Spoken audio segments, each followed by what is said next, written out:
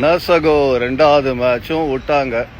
எப்படியாவது ஒரு இழுத்து பிடிச்சிட்டு இந்த சீரீஸை லெவல் பண்ணிட்டு கடைசி மேட்ச் தெரிக்கிற மாதிரி ஆடுவாங்க நம்ம எதிர்பார்த்தோம். பட் நடக்கல. ஆஸ்திரேலியா பட் கலெக்டிவான ஒரு எஃபர்ட் போடுறாங்க. இந்த மேட்ச் நீங்கள் பார்த்தீங்கன்னா இந்தியா வந்து கடைசியில் ஏதோ நடந்துருமோ, ஒரு மேஜிக் நடந்துருமோன்னு நம்ம ஃபீல் பண்ணோம். பட் நடக்கல. முதல் 2 மேட்ச்லேயே ஆஸ்திரேலியா சீரீஸை வின் பண்ணிட்டாங்க. அட்லீஸ்ட் சில ஃபேன்ஸ் கொஞ்சம் ஹாப்பியாக இருப்பாங்க. அதற்கு காரணம் ரோஹித் சர்மா ஒரு பியூட்டிஃபுல்லான இன்னிங்ஸ் ஆனார். இனிஷியலாக அவங்க ஆகும்போது ரொம்ப டஃப்பாக இருந்தது இந்தியாவுக்கு.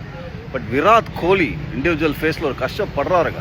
பட் சம்டைம்ஸ் என்ன ஆகுன்னா சகோ, ஒரு பெரிய கப்பலுக்கு கூட ஒரு கலங்கர விளக்கம் தேவை, அப்போ தான் கரை சேர முடியும். அப்படின்றதுனால இப்போ விராட் கோலி ஒரு இருட்டறையில் அடைப்பட்ட குழந்தை மாதிரி தான் எனக்கு தெரியுது. ஆக்சுவலி பயங்கர ப்ரெஷரில் ஆடுறாரும். அது வருத்தமாக இருக்குது எனக்கு. ஃபெயில் ஆகிறது பரவாயில்ல, பட் ஜாலியாக ஆடுங்க விராட் கோலி. பேட்ஸ்மேனுக்கு 2 விதமான ப்ரெஷர் இருக்கும் சகோ. ஒன்று நீங்கள் பார்த்தீங்கன்னா கேரியர் பேஸ்டு ஒரு ப்ரெஷரு, இன்னொன்று மேட்ச்சில் சிச்சுவேஷன் பேஸ்டு ப்ரெஷர். அப்படின்ற போது விராட் கோலி பாவம் அவர் கரியரில் ப்ரெஷர் போட ஆரம்பிச்சாச்சு. அது கிளியராக அவரோட ப்ரெஷர் வந்து அஃபெக்ட் ஆகுதுன்னு நமக்கு தெரியும். அவரும் ஒரே ஒரு ஃபார்மெட் தான் ஆடுறாரு. அப்படின்றதுனால லேக் ஆஃப் மேட்ச் ப்ராக்டிஸ் அதுவும் அவருக்கு மிகப்பெரிய பலமாக இல்லை. But what's happening is other side பாருங்கள். அந்த கரியர் ப்ரெஷரை தாண்டி இந்த மேட்ச் சுச்சுவேஷனில் அவருக்கு ஒரு ப்ரெஷர் வருது. அவர் every time 10 for 1 15 for 1 walking பண்ணும்போது எக்ஸ்ட்ரா ப்ரெஷர் ஆடுறாரு. எனக்கு என்ன தோணுதுன்னா, கொஞ்சம் மாற்றி யோசிங்களேன். T20 கிரிக்கெட் மாதிரி விராட் கோலி அண்ட் ரோஹித் சர்மா ஓப்பனிங் அமைச்சிருங்க, சுப்மன் கில் நம்பர் 3 அமைச்சிருங்க. So 0 for 0 Virat Kohli start பண்ணட்டும். அட்லீஸ்ட் அந்த சிச்சுவேஷன் பேஸ்டு ப்ரெஷர் இருக்காதுன்னு எனக்கு தோணுது சகோ. சம்டைம்ஸ் ஈவன் அந்த லெஜெண்டரி கிரிக்கெட்டர்ஸ்க்கு ஒரு ஹெல்பிங் ஹேண்ட் தேவை. அப்படின்ற போது இப்போ இருக்கிற சில பேர் ஒரு கலங்கர விளக்கமாக இருக்க போகிறாங்களா அவருக்கு? இல்லை கப்பல் தானவே முழுகுது முடியா, நம்ம கிட்ட இருக்கிற சின்ன சின்ன படகை வச்சு நம்ம ஏதாவது மேனேஜ் பண்ணிப்போன்னு யோசிக்க போகிறாங்க.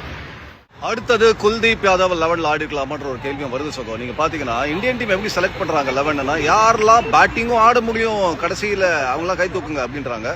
அதுலேயும் செலக்ட் பண்ணி போட்டுறாங்க. அங்கே பாவம் Kuldeep Yadav every time miss out ஆகிறாரு.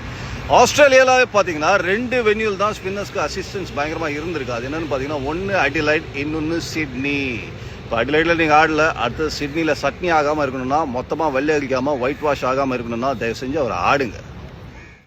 பட் நேற்று இந்தியா வந்து மேட்சை விட்டதுக்கு காரணம் கேட்சை விட்டது. நீங்கள் மீண்டும் பார்த்தீங்கன்னா மேத்யூ ஷாட் முதல்ல அவர் கேட்சை விட்டும் போது 15 ஓவர் பேட்டிங்கில் இருந்தார். அதுக்கப்புறம் 70 மேலே போயிட்டாரு. 2 முறை அவருக்கு பாயிண்ட்லேயே கேட்சை விட்டிங்கன்னா வாட்ஸ் த பாயிண்ட்? சரி, உங்கள் தாட்ஸும் கமெண்ட் செக்ஷனில் போகுங்க. மார்னிங் வாக்கு போகும்போது நம்ம அன்பு சகோஸ்க்கு ஒரு அளவு சொல்லலாம், இந்த அழகான இடத்தையும் காமிக்கலாம்னு சொல்லிட்டு இங்கே பாருங்கள். இதுதான் மெரீன் டிரைவ். இங்கே அழகாக நிறைய பேர்லாம் வாக் பண்ணுவாங்க. எனக்கு இந்த பக்கம் பார்த்தீங்கன்னா அரபிக் கடலோரம். உங்களோட உட்காந்து அரட்டை அடிக்கலாம் தான் இந்த வீடியோ நான் பண்ணியிருக்கேன். And have a nice day சகோ.